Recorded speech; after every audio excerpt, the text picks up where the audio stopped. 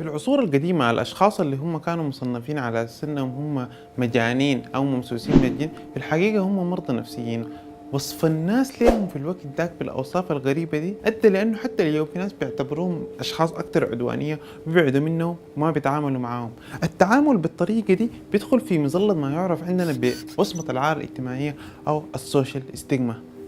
ولكن هل الموضوع ده بس مقتصر على الأمراض النفسية؟ في دراسة اتعملت في السودان في ولاية الجزيرة لقوا أنه 50% من المرضى المصابين بالدرن لقوا نوع من التعامل الغير لائق من المرضى اللي حواليهم ومن الأشخاص اللي حواليهم. ولا هو الموضوع بس مقتصر على الأمراض النفسية ولا مرضى الدرن، الإيدز، التشرد، التوحد، مرض زيادة كهرباء المخ، السمنة، الإجهاض، الأمراض المنقولة جنسيا، ذوي الاحتياجات الخاصة، الجذام. الفكرة وصلت يا أخي.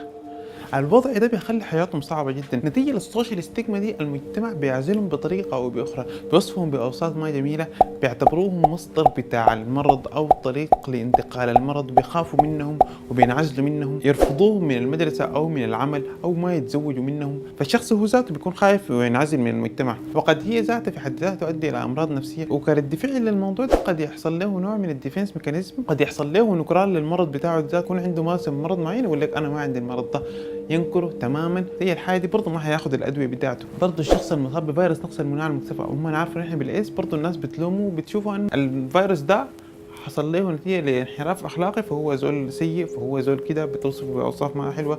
الموضوع ما مقتصر بس على الافراد والمجتمع، كمان في قوانين قد يسنوا عليهم، قوانين اللي هي قد تقيد من نشاطاتهم، قد يواجهوا مشاكل في السفر ومشاكل في التاشيره ويمنعوهم من دخول بعض البلدان المعينه، قد يسنوا عليهم قوانين غير عادله.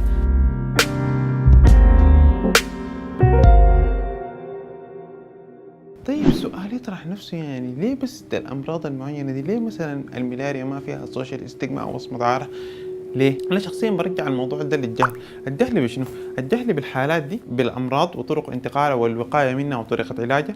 وللأسف هو ما الجهل بس عدم المعرفة، الجهل هو كمان في داخل فيه مفاهيم مغلوطة، أنه كنت تفتكر أنه مثلا الزول اللي عنده إيدز ده لو سلمت عليه أنه حينتقل لك المرض، ودي الحاجة ما صح. فالناس المفروض تعرف أكثر عن الأمراض ده عشان نحن نتجنب المشكلة دي. رغم ده كله بتلقى فيها أنه في أشخاص أصيبوا بحالات مماثلة لكن لقوا نوع من الشهرة من الموضوع ده. على سبيل المثال الحصر على العداء أوسكار بيستوريوس اللي هو شارك في بطولة في عام 2007 في جنوب افريقيا وحصل على الميدالية الفضية رغم انه كان بيستخدم ارجل صناعية. رغم التثقيف الصحي الحاصل ده كله ورغم التطور الكبير بتاع الادوية والعلاج بتاع الامراض، لكن بيعتقد العلماء انه التخلص من الوصمة العار الاجتماعية دي او السوشيال ستيغما دي لسه في المهد، وما نتوقع انه قريب خلاص حتختفي تماما، لكن نأمل لقدام انها تكون جزء من الماضي.